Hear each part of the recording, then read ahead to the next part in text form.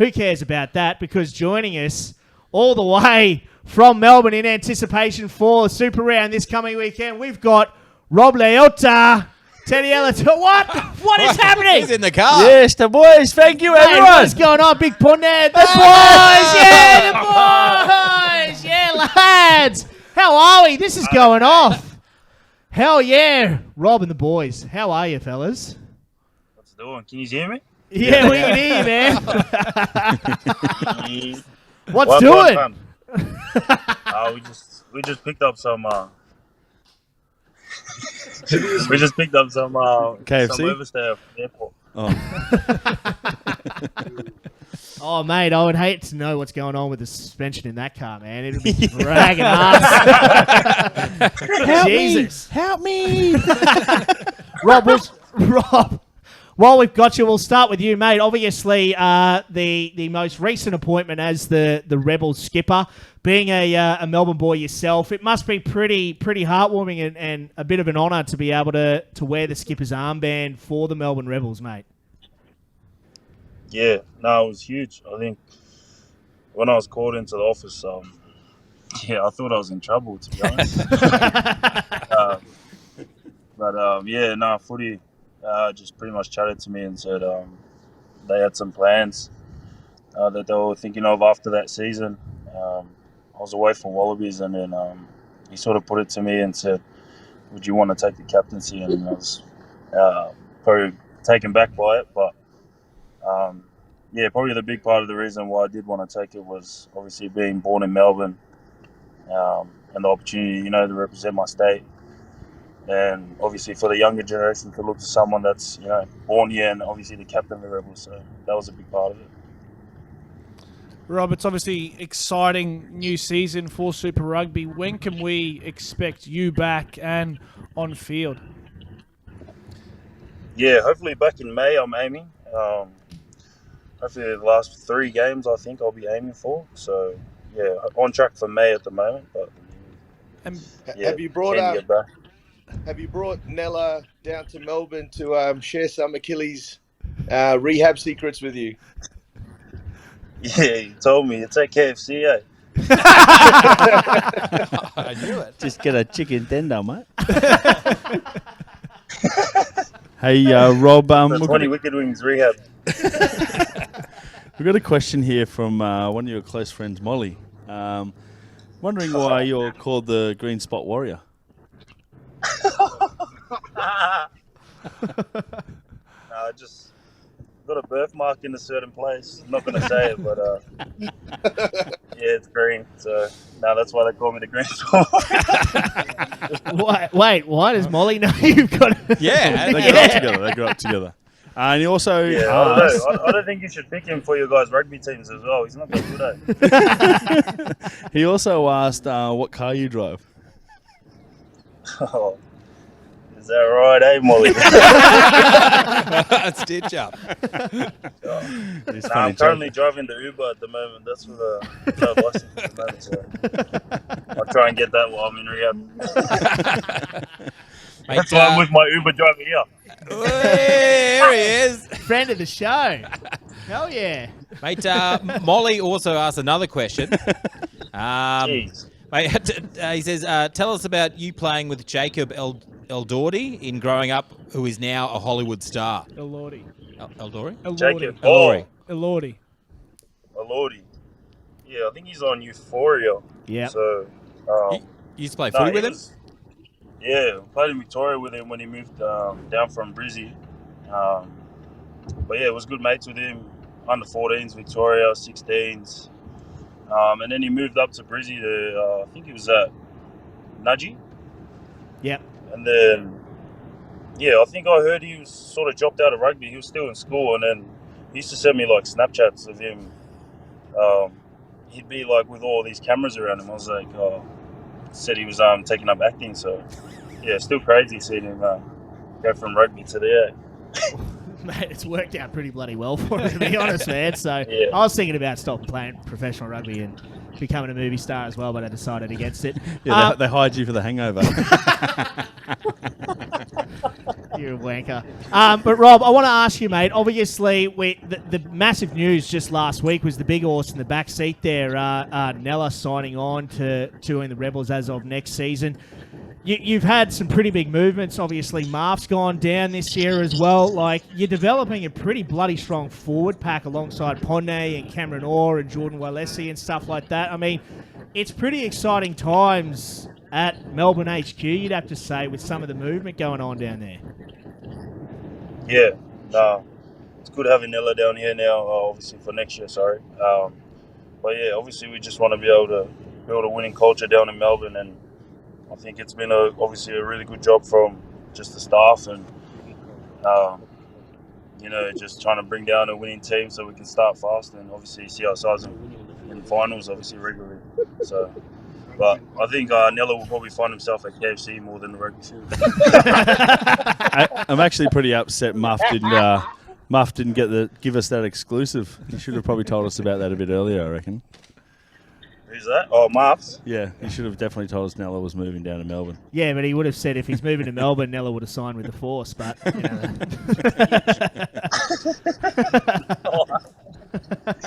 No, we love you, Marf. Rob, I want to talk to you about the influence that Styles he's had since coming in. Obviously, coming from a coaching background, he's moved into an unfamiliar role down there as the list manager. What influence has he had on the group and obviously, the direction moving forward? Yeah, no, Styles has been good for us. I think, obviously, since he's come down, he's obviously done a lot of good recruitment for our team. But also, we didn't have a scrum coach as well, so obviously he helps out with our scrums a lot.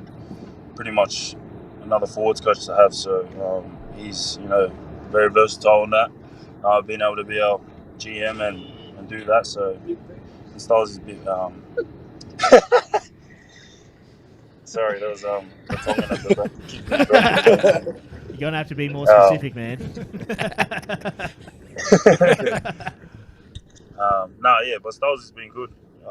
He's a good man. Pretty funny as well. So, yeah. And what about footy? With his second year in charge, obviously he'd be a little bit more relaxed into that role now. How's he been leading into the season? No, footy's been good. I think he's been, obviously...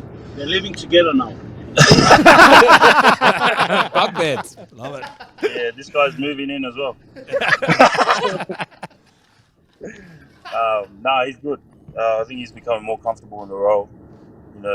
He's a coach that a lot of the boys really want to play for because I think he relates well to the players.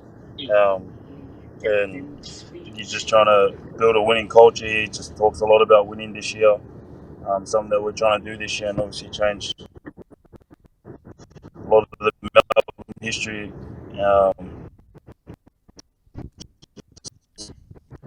Been unsuccessful over the last couple of years, I guess. The coach that the boys want to get up for and play well. Yeah, right. Mate, actually, the guy sitting next to you, Marv, actually wrote in a question. He goes, "What's your favourite pokey machine?" So... Team Bob. What's that? What's that? I don't know. I think my man at the back, he's got a sound he wants to make. What's the sound? Team Bob. I love it. He said 6 free games or something. I don't know, man.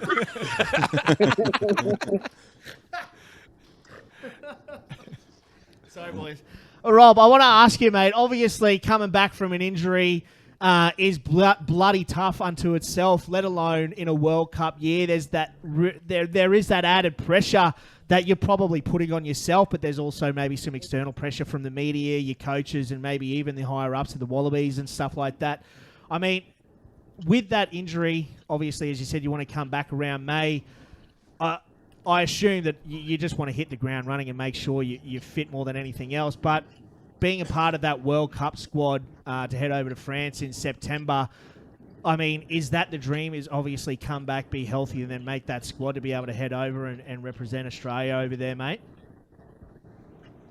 Yeah, definitely. I think probably the biggest thing, I just want to be able to come back healthy and not rush in. So, I'm just going to take my time, getting a couple games here, but just want my body to be light with the injury like doing my Achilles.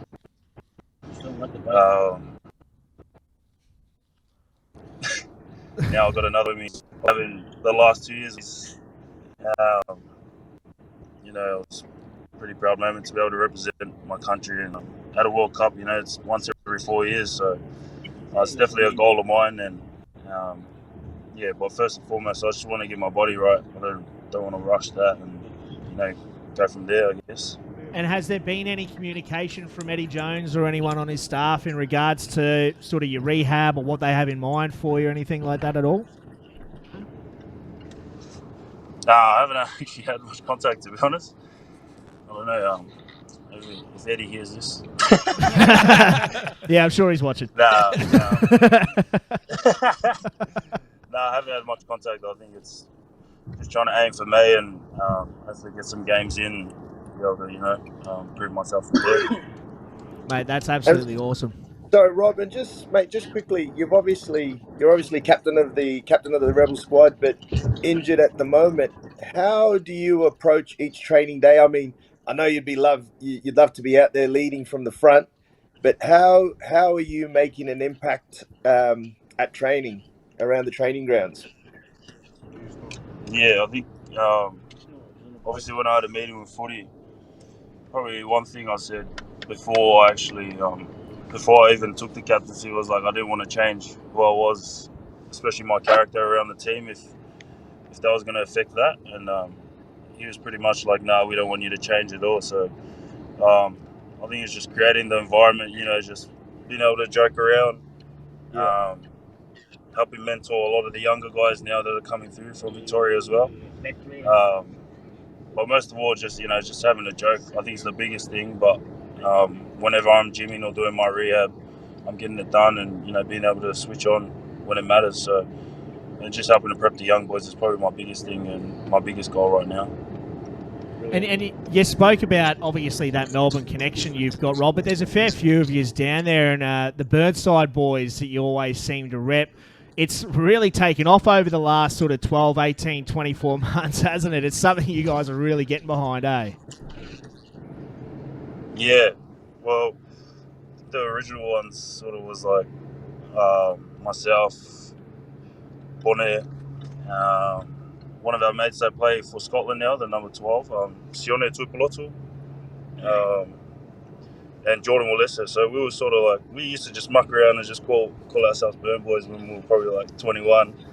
And then obviously seeing a few of the younger boys come through like Trevor.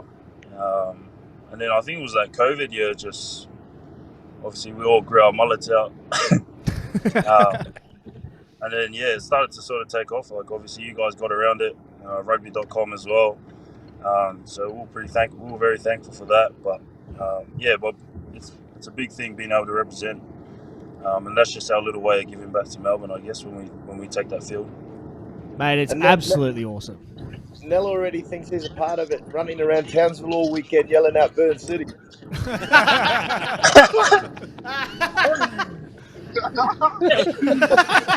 lot of giggling going on back there. He said he's going to grow a mullet. He's growing it somewhere else. The green spot. In the green spot.